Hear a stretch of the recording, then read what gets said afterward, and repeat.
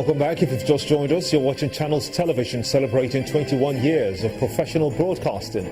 This is the news at 10. A reminder of our major stories. NCC announces suspension of increased data segment price floor following Senate's orders. The People's Democratic Party senator walk out on plenary over defection of Senator Yele Omogunwa to the All Progressives Congress. President Muhammadu Buhari to present 2017 appropriation bill to the National Assembly next week. FG says that the pitfalls of the 2016 budget will not be repeated. And Cubans hold a mass rally to honor late revolutionary leader Fidel Castro in Havana.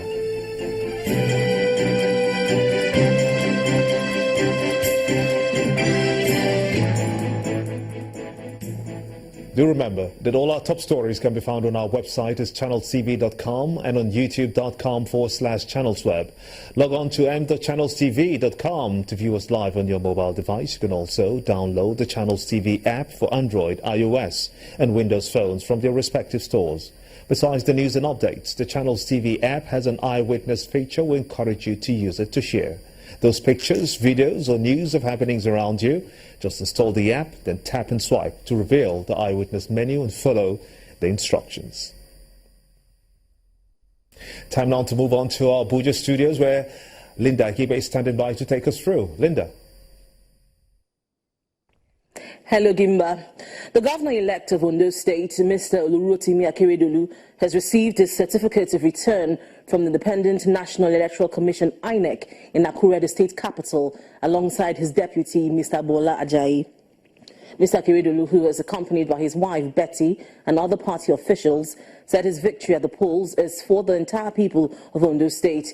He added that he has been entrusted with a sacred duty by God and pledged to work for the benefit of the people. To God himself, I give all the glory. I accept this victory with every sense of humility and responsibility. It is not for me or for APC alone. It is a victory for people of Ondo State, no matter the political divide. Some don't even belong to our political parties, so it is for the people of Ondo State. For me, it is a call to service and a challenge to perform. Although we all had different points of view before the election, but today, as members of one strong, vibrant, indivisible Ondo State family, we are all united and resolute with one single objective: to save our beloved Ondo State. That should be our goal. Meanwhile, the Ekiti State Governor, Ayodele Fayose, is confident that the People's Democratic Party will retain the governorship seats in the state come the governorship election in 2018. Speaking in Ado-Ekiti on the failure of the party to retain the Ondo State governorship seat, Governor Fayose said what happened in Ondo State cannot happen under his watch in Ekiti State. It is a peculiar case in Nigeria. I'm a man on ground.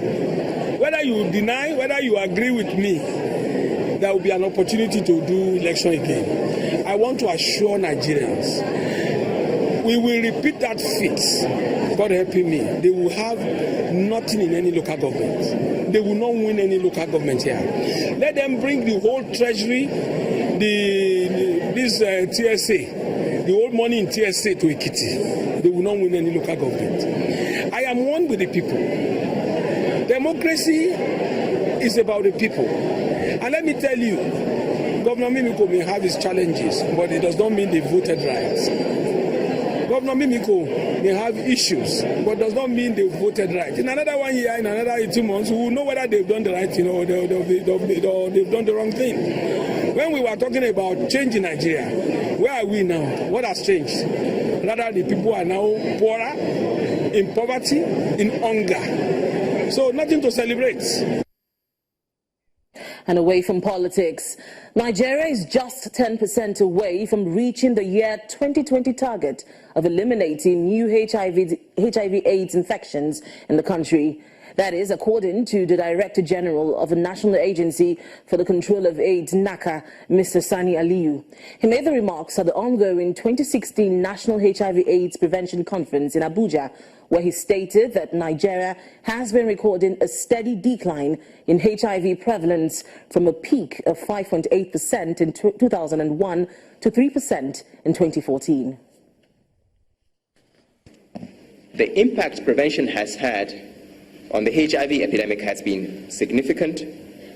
We know that we have made tremendous progress in the last 15 years towards ending the HIV epidemic worldwide. Here in Nigeria, we have seen a steady decline in the prevalence of HIV from a peak of 5.8% of the population in 2001 to 3% in 2014. In fact, in the last 5 years, we have reduced new HIV infections in Nigeria by 20%, and we've also reduced HIV-related deaths by 15%.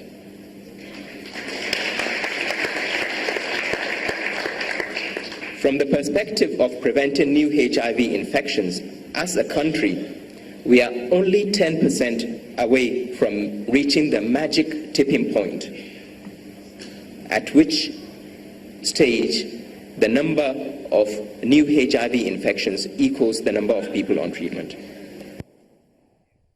The President will present the 2017 appropriation bill to the National Assembly next week.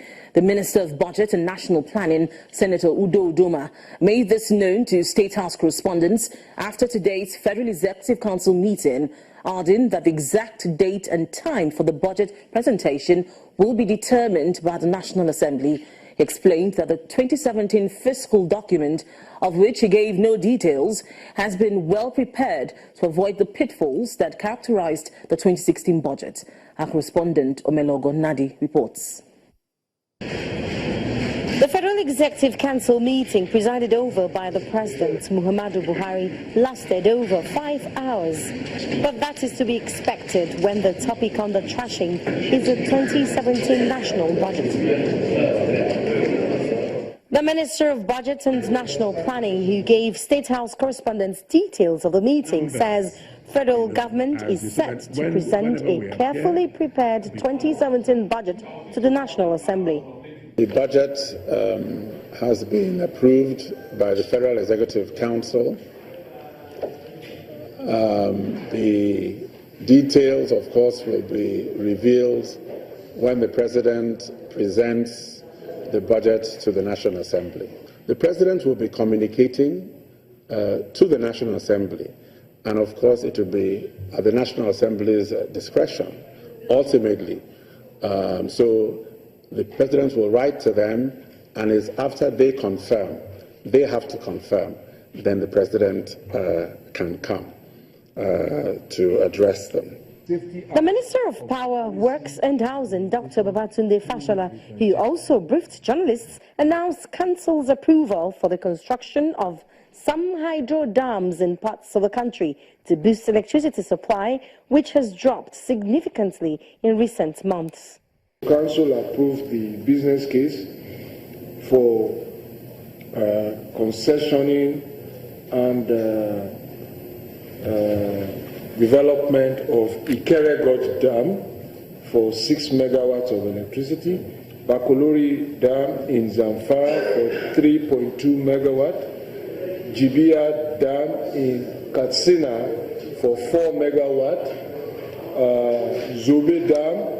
He says the projects will further the quest for incremental energy wherever there is legitimate opportunity, as well as the quest for renewable energy through clean hydropower. Omelogo Nadi, Channels Television News. And that's all from Abuja. Back to you, Gimba. Brilliant. Many thanks indeed, Linda. The Employees Compensation Act of 2010, which makes for the protection of employees and employers, needs to be fine-tuned to achieve its objectives. This is the view of the Minister of Labour and Employment, Dr. Chris Ngige, which he made known during the Safe Workplace Intervention Project Year 2016 South-South Awards ceremony. The event, which held in Port Harcourt, the River State capital, was put together by the Nigeria Social Insurance Trust Fund, the NSITF, and Nigerian Employers Consultative Association, NECA, to honor companies and organizations that promote best safe practices. The Minister of Labour and Employment, Chris Ngige, joins representatives of the Nigeria Social Insurance Trust Fund and the Nigeria Employers Consultative Association for the Safe Workplace Intervention Project 2016 in Port Harcourt, River State. The event is to reward companies and organizations found to promote best safety practices and to also use the occasion to address issues surrounding the Employees Compensation Act of 2010. Because we believe that the commencement of that scheme is an unnecessary addition to the cost of running business. But NSITF listened to our position and accepted to work with us so that we can smoothen the rough edges in the Employees Compensation Act. Although the NSITF has been around for some time now, a representative of its chief executive takes time to educate his audience on what the scheme is all about.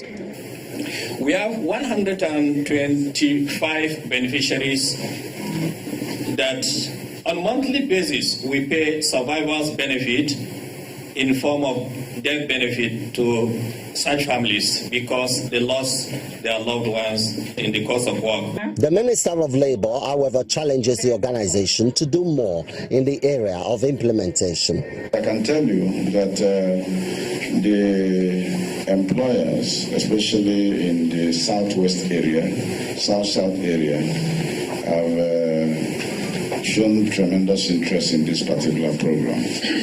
And it's something that we have to cheer about. That done, it's now time for the award ceremony for deserving companies and organizations. Then outside, the star prize of brand new ambulances are given to the winners. The NSITF NECA Safe Workplace Intervention Project has been running for the past 5 years and is expected to continue to contribute to achieving best safety practices in the work environment in the country. Still ahead on the news at 10.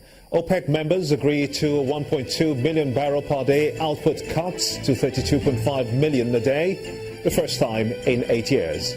That's some business news. Join us again.